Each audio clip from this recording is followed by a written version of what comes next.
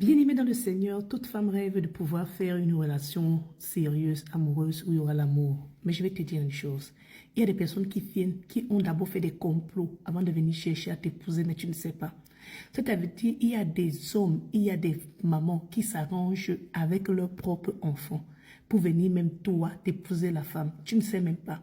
Parce que les personnes ont vu ce que tu représentes dans le plan spirituel.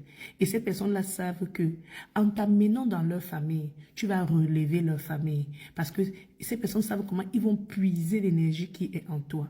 Mais ce que je vais dire à une femme aujourd'hui, si tu as la chance que tu viennes déjà dans ta propre famille, tes parents peuvent t'équiper. C'est-à-dire tes parents, parce que généralement on puise la force à Dieu, notre Créateur.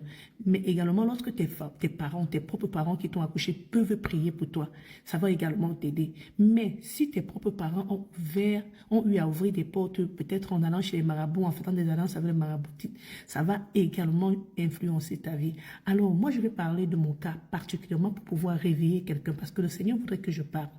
Alors, il faut savoir que même tes amis peuvent t'induire en erreur.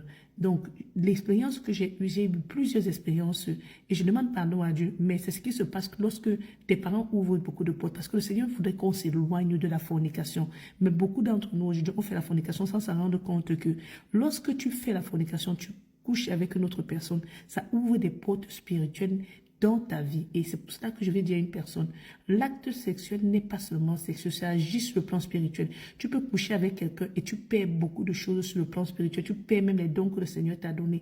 Surtout lorsque tu couches avec quelqu'un qui est initié ou bien que les parents sont initiés, que les parents savent comment ils vont puiser ce qui est en toi à travers l'acte sexuel. Donc je vais dire à une personne aujourd'hui que quoi?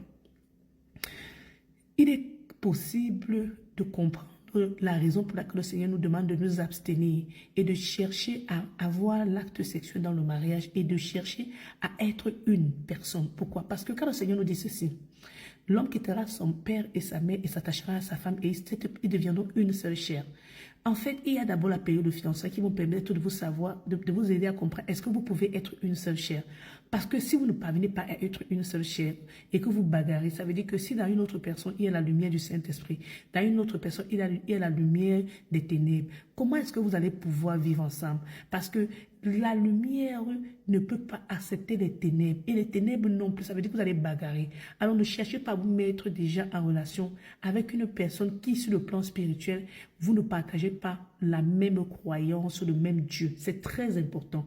Parce que quand le Seigneur nous dit que l'homme quittera son père et sa mère et s'attachera à sa famille, fondant une seule chair. Ça veut dire une seule chose, même sur le plan spirituel. Donc, sur le plan physique, vous devez vous représenter l'un de l'autre. Le Seigneur a dit que personne n'a jamais fait du mal à sa propre chair. Ça veut dire que si l'autre, que ce soit la femme, elle reconnaît que c'est son mari, elle dit je ne veux pas blesser mon mari. Et l'homme aussi dit je ne veux pas blesser ma femme. Vous acceptez que vous êtes une seule chair, il y a beaucoup de choses qui vont se résoudre facilement. Mais maintenant, s'il y a d'abord des intérêts sur le plan spirituel, avant, parce que les gens viennent faire des intérêts sur le plan spirituel pour pouvoir bénéficier sur le plan financier et c'est des choses qu'on ne nous apprend pas à l'école. C'est pour ça que je déplore toutes les formules mathématiques qu'on passe le temps à nous enseigner à l'école, qu'on n'utilise même pas dans la vraie vie. On nous apprend la circonférence de ceci, les formules pour les triangles, alors que peut-être tu n'es même pas un architecte, tu ne vas même pas utiliser ça. Il y a des formules qu'on nous apprend, les formules de mathématiques qu'on nous apprend, les cosinus, les sinus, les tangentes, je ne sais pas, ça ne nous aide pas dans la vie, alors qu'on pourrait mettre des programmes pour pouvoir éduquer la société sur ce qu'on ne doit pas vraiment chercher pour pouvoir nuire à nos vies. Alors, il y a des portes qu'on doit fermer parce que nous-mêmes, on les a ouvertes en choisissant les mauvais partenaires, en prenant les mauvaises décisions. C'est pour ça qu'on doit prier. Parce que le Seigneur nous dit que mon peuple périt faute de connaissance. Pourquoi le peuple périt? Le peuple périt parce qu'il manque la connaissance. Et alors, qui devait nous donner cette connaissance? On devrait normalement aller à l'école et puiser ces connaissances. Mais voilà, on va à l'école, on nous apprend peut-être la géographie, qui n'a même pas trait à ce qui va se passer dans le mariage. Peut-être tu vas aller apprendre la géographie de ton pays et tu vas aller vivre dans un autre continent. Voilà, voilà, voilà. Et après quelques mois, c'est même déjà effacé. Je pense que nous devons nous éduquer et prendre la conscience d'apprendre à nos enfants à lire les proverbes et les psaumes. Parce que les proverbes nous donnent la sagesse et nous donnent aussi la capacité de pouvoir comprendre la nature des personnes qu'on a besoin dans nos vies. J'ai fait passer ici dans le proverbe 6 qui nous parle de 7 choses que hait l'Éternel. Parce que Lorsqu'on choisit même un partenaire, dans quelle base on choisit les partenaires? Beaucoup de gens choisissent les partenaires sur la base que je veux un homme qui va résoudre les problèmes de ma famille, qui va résoudre mes problèmes. Non, il ne faut pas choisir, d'après la Bible, il ne faut pas choisir une personne qui adore le mensonge, une personne qui aime l'argent plus que l'être humain. Allez lire 2 Timothée 3 et Proverbe 6, verset 16. C'est très important. On nous parle d'une personne qui ment continuellement. Tu ne peux pas faire une vie avec une personne qui ne pourra jamais accepter les faits comme cela s'est passé parce que la personne va toujours chercher à avoir raison, à passer pour la victime et ça ne peut pas aider le couple parce que pour que le couple puisse avancer, il faudrait qu'on accepte les torts qu'on a fait et qu'on essaie de travailler pour ne plus les reproduire. Alors je vais parler à une personne aujourd'hui pour dire que quoi? La Bible nous donne des conseils à travers les proverbes, nous donne la connaissance, la sagesse. C'est pour cela que le Seigneur nous dit que quoi? La crainte de l'Éternel est le commencement de la sagesse et éviter de faire le mal. Quels sont les critères que tu mets dans ta vie lorsque tu veux chercher un conjoint? Un homme qui est beau, un homme qui est grand de taille, un homme qui est... Non, ce n'est pas ça que tu dois chercher. Tu dois chercher un homme qui a la crainte de l'Éternel, des amis. Un homme qui ne peut pas faire du mal à une autre personne. Même si tu dois chercher une femme, tu dois chercher une femme également qui a la crainte de l'Éternel, des amis. Une femme qui a peur de faire du mal à l'autre. Le Seigneur nous parle dans Proverbe 6 et verset 16 qui déteste les gens qui ont les yeux hautains. Les gens qui méprisent les personnes avec leur regard, il ne faut pas s'approcher d'eux.